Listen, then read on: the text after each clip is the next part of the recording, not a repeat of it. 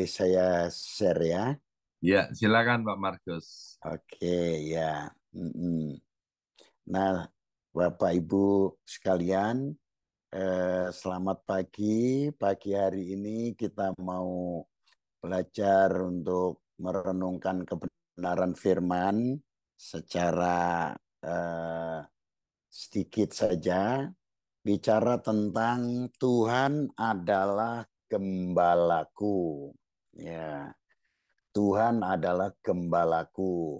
Mazmur 23 adalah Mazmur Daud, di mana Daud merasakan selama perjalanan hidupnya Tuhan sebagai gembala yang baik.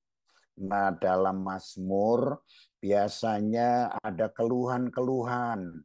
Ya, kalau kita baca di sana berupa keluhan, berupa permohonan-permohonan, berupa apa kekhawatiran dan sebagainya. Tapi Mazmur 23 ini sangat luar biasa, di mana Raja Daud mengakui bahwa Tuhan adalah gembala yang baik. Kenapa demikian? Daud pernah jadi gembala, jadi dia bisa membayangkan bagaimana di tengah-tengah padang belantara yang penuh dengan risiko, tetapi ada seorang gembala.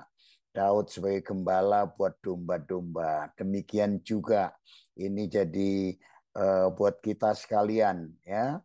Di tengah-tengah kesulitan hidup ini, di tengah-tengah persoalan hidup ini, kita perlu belajar, yaitu kita mempercayai bahwa Tuhan adalah gembala yang baik.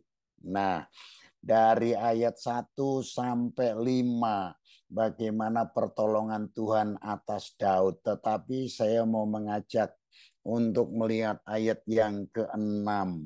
Ya, kesimpulan dari ayat 1 sampai 5 itu, Raja Daud bisa mengatakan begini, kebajikan dan kemurahan akan mengikuti aku ya seumur hidupku. Kebajikan, kemurahan. Ya, kita tidak mengejar kebajikan dan kemurahan, tapi kebajikan dan kemurahan kalau kita menjadikan Yesus sebagai gembala kita yang baik, kebajikan kemurahan itu mengikuti kita. Itu luar biasa, ya. Eh, ini di dalam bahasa Inggrisnya itu dikatakan ya sesungguhnya, berarti benar-benar gitu ya, benar-benar bahwa kebajikan, kebaikan, kemurahan ya mengikuti aku eh, di seluruh hari-hari hidupku, ya hari-hari hidupku, bukan hanya kadang kalau kita bilang sepanjang umur hidup itu kan ada selang waktu. Mungkin dalam 1 minggu enggak, ya kan? 1 hari enggak. Tapi ini dikatakan bahwa di seluruh hari-hari hidupku luar biasa, sepanjang hari-hari hidup. Jadi kebajikan dan kemurahan itu akan mengikuti kita, bukan ada jeda waktu hari ini ada kebajikan kemurahan besok enggak. Jadi naik turun tidak, tetapi terus menerus. Itulah dasarnya Tuhan kita. Dalam hal ini mendorong kita untuk kita terus berharap kepada gembala yang baik. Bapak Ibu, hari-hari ini bukan semakin baik ya kan? Tapi kalau kita menyadari bahwa kita mengandalkan Tuhan sebagai gembala yang baik memelihara hidup kita, maka kita tidak perlu takut. Kita tidak perlu khawatir. Kita tidak perlu cemas. Kita perlu ingat terus bahwa Tuhan gembala yang baik selalu memelihara hidup kita. Nah, yang dipelihara itu apa? seringkali kita nggak seimbang gitu ya. Ya, yang dipelihara itu secara utuh.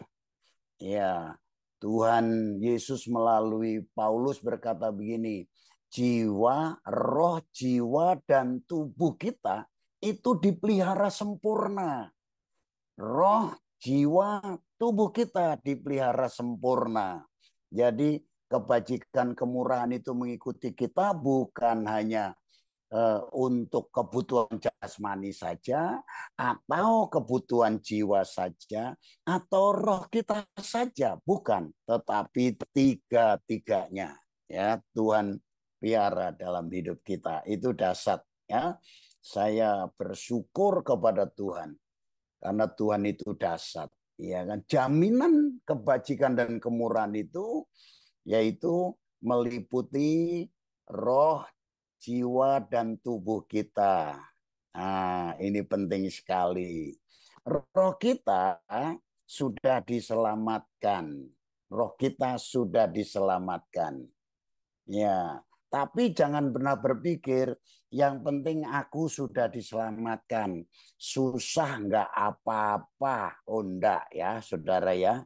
Susah enggak apa-apa.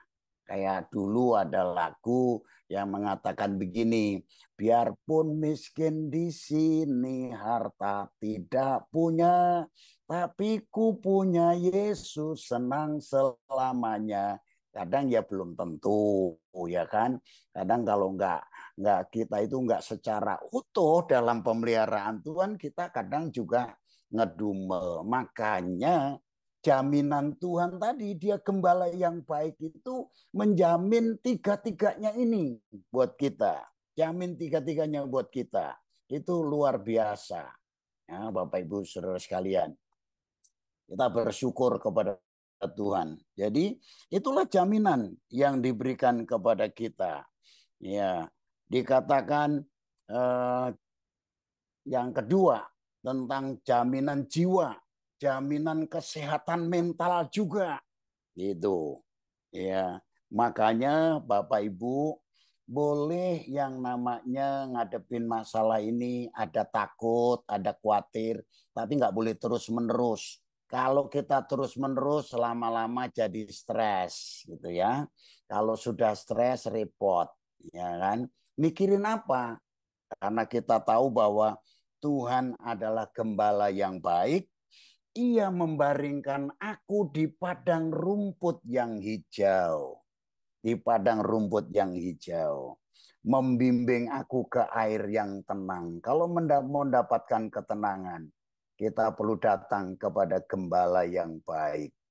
Datang lewat doa, lewat pujian, lewat penyembahan, maka kita akan merasakan yang namanya rest in God, bukan rest in peace. Ya belum waktunya kita ya, belum waktunya. Kita merasakan kesegaran. Ya, ketika misalnya saya ngadepin pergumulan-pergumulan pelayanan segala macam, ya hampir lupa tapi diingatkan datang sama Tuhan, ya datang sama Tuhan.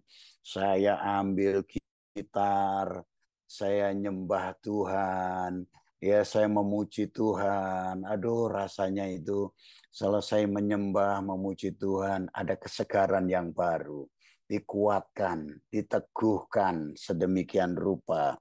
Ya, seperti itu. Dia yang akan menuntun langkah hidup kita sehingga saudara kita tidak mengalami yang namanya stres ya. Nah, ada satu cerita, saya cerita ini. Waktu saya ambil waktu untuk 3 hari doa puasa ya di satu tempat ya. Saya memang bilang sama istri aku mau menyendiri untuk ambil waktu di rumah retreat. Saya pergi ke sana, kemudian saya tidak mahir main gitar, tapi bisanya 3 jurus saja, CGF CGF saja, ya kan. Saya bawa gitar, saya nyanyi nyembah di sana, ya sambil doa puasa. Nggak lama kemudian ada seorang hamba Tuhan juga datang gitu. Hamba Tuhan kenalan akhirnya. saya sama hamba Tuhan ini kenalan dan kemudian singkat cerita ternyata hamba Tuhan ini seorang pengarang lagu, ya pengarang lagu, ya. Dan dia cerita, oh seneng dia bilang, aku ketemu dengan sampean katanya itu, karena ini orang juga dari Jawa Timur, orang Jawa Timur ya. Ya tempatnya saya nggak sebut lah, pokoknya gitu. Dia senang sekali saya panggil Om karena usianya lebih sepuh dari saya. Dia cerita bahwa beberapa minggu dia stres berat. Dia bilang, eh, eh, dia panggil nama saya, nama belakang ya karena udah saya nggak usah panggil Pak ya. Oh ya nggak apa-apa, saya bilang. Ci, aku beberapa waktu itu saya stres berat rupanya. Kenapa? Saya sakit, saya ada di rumah sakit, dan ketika ada di rumah sakit dicek semuanya nggak ada penyakit dalam hidup saya. Tetapi saya gelisah sekali. Saya gelisah, saya ini, kadang saya nangis, kadang apa. Saya juga nggak tahu kenapa seperti itu. Saya ketika di rumah sakit itu bangun kok tangan saya diikat, kaki saya diikat. Emangnya saya kenapa? Suster kenapa saya katanya gitu. Enggak Pak, karena Bapak itu apa dalam keadaan tertentu supaya tidak membahayakan jadi mohon maaf kami ikat itu. Nah, beberapa hari kemudian di rumah sakit itu. Rumah sakit ini apa suka nyetel lagu-lagu. Ternyata lagu rohani yang disetel.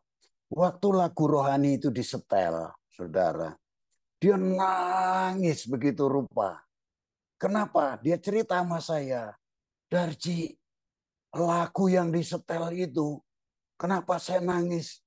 Itu lagu yang saya tulis, katanya gitu. Itu lagu yang saya tulis. Dan ternyata saya disembuhkan. Jiwa saya disembuhkan. Mental saya disembuhkan oleh lagu yang saya tulis sendiri. Aduh, saya sebenarnya di satu sisi malu, tapi sisi lain ternyata saya mengarang lagu, saya nyanyikan lagu ini bukan untuk orang lain, ternyata untuk diri saya sendiri. Bapak Ibu Saudaraku yang dikasih oleh Tuhan, seringkali kita bisa berkata aku kuat. Tapi ketika saat tertentu kita sebenarnya rapuh. Itulah sebabnya kita perlu datang sama Tuhan. Nah, eh, Pastor Yongki pasti tahu siapa orang ini karena dia lagunya yang dia karang begini. Yesus, Yesus, nama itu pikat hatiku. Dia hapus semua dosaku. Dia beri hati yang baru. Hati resah dia lenyapkan. Sejahtera dia berikan. Hati bimbang tak menentu. Hidup kekal kau berikan padaku. Itu lagunya. Nah, lagu satu lagi yang membuat dia apa ya benar-benar terharu. Ini karangan dia juga. Ya, Roh Kudus datanglah, jamalah tiap hati, jamalah. Segarkanlah yang lelah, kuatkanlah yang lemah. Roh Kudus, kuatkanlah. Roh Kudus, hiburlah. Tiap hati yang gentar, hiburlah. Lewat lembah yang curam, jalan licin yang terjal. Roh Kudus, pimpinlah. Waktu saya dulu nyanyi ini, saya diberkati. Ternyata yang ngarang lagu itu ketika dalam kondisi terganggu kesehatan mentalnya juga diberkati. Itulah sebabnya Bapak Ibu lewat apa yang saya cerita ini. Yesus gembala kita yang baik. Gembala yang baik itu Dia akan selalu menyegarkan jiwa kita. Lewat pujian, lewat penyembahan, kita akan dikuatkan, kita akan diteguhkan. Haleluya. Yang terakhir, yang ketiga. Ya, yang ketiga, jaminan berkat jasmani, Bapak Ibu ya. Tadi Mazmur 1 ayat Mazmur 23 ayat 1, Tuhan adalah gembalaku, takkan kekurangan aku. Amin ya. Kita tidak akan pernah kekurangan. Dan Tuhanlah yang menyediakan segala sesuatu. Paulus berkata, walaupun dalam kekurangan, dia berkata, aku tahu arti kekurangan. Aku tahu arti kelimpahan. Tapi yang jelas Paulus berkata, bahwa Allahku akan mencukupi segala kebutuhanku menurut kekayaan dan kemuliaannya.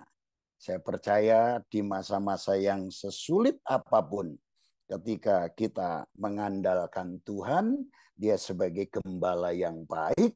Gembala yang baik itu selalu memperhatikan hidup kita sekalian. Puji Tuhan, renungan singkat ini kiranya dapat memberkati kita sekalian. Bapak Ibu, mungkin Bapak Ibu ada yang hari-hari ini bimbang, ragu, ngadepin persoalan, ngadepin kesehatan, ngadepin masalah-masalah sehingga kita rasanya putus asa, rasanya tidak ada lagi harapan.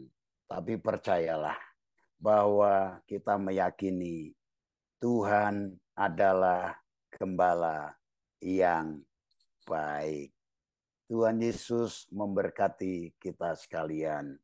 Saya berdoa buat Bapak Ibu. Bapak, kami berdoa, biarlah kebenaran firman ini terus menjadi bagian dalam hidup kami. Sekalipun kami telah dengar kebenaran firman ini bahwa Engkau adalah gembala yang baik, tetapi Engkau mengingatkan kami kembali bahwa gembala yang baik benar-benar memperhatikan domba-dombanya. Kami adalah domba-dombamu Tuhan. Dan kami percaya dalam keadaan apapun Engkau tidak pernah tidak untuk mengabaikan kami. Engkau selalu menopang kami. Engkau selalu memperhatikan kami.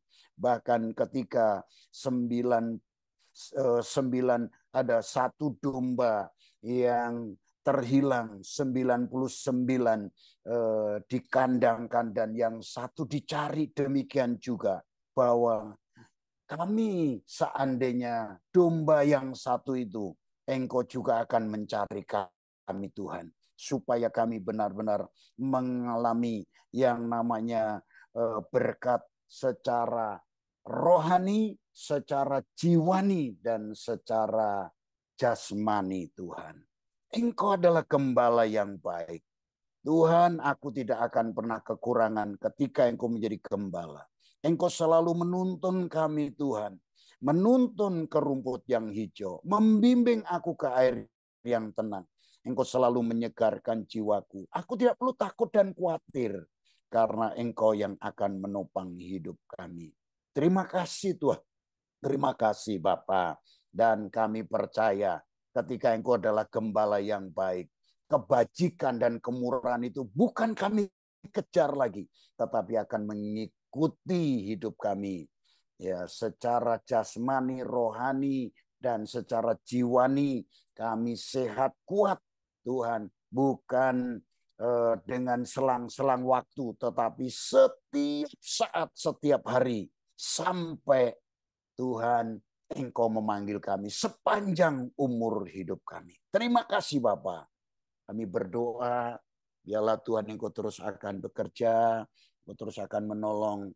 Bapak kami berdoa, ada beberapa anak-anak-Mu yang hari ini bersama di dalam doa fajar ini, yang ada kecemasan, ada kebimbangan, ada ketakutan. Biarlah Tuhan, firman ini menjadi bagian dalam hidupnya, dan firman Allah ini mengiang-iang di telinganya, dan dia mulai berkata bahwa Tuhan adalah gembala yang baik. Berkat-Mu atas seluruh umat-Mu pada saat ini, demi dan di dalam nama Yesus kami berdoa bersyukur. Haleluya. Amin.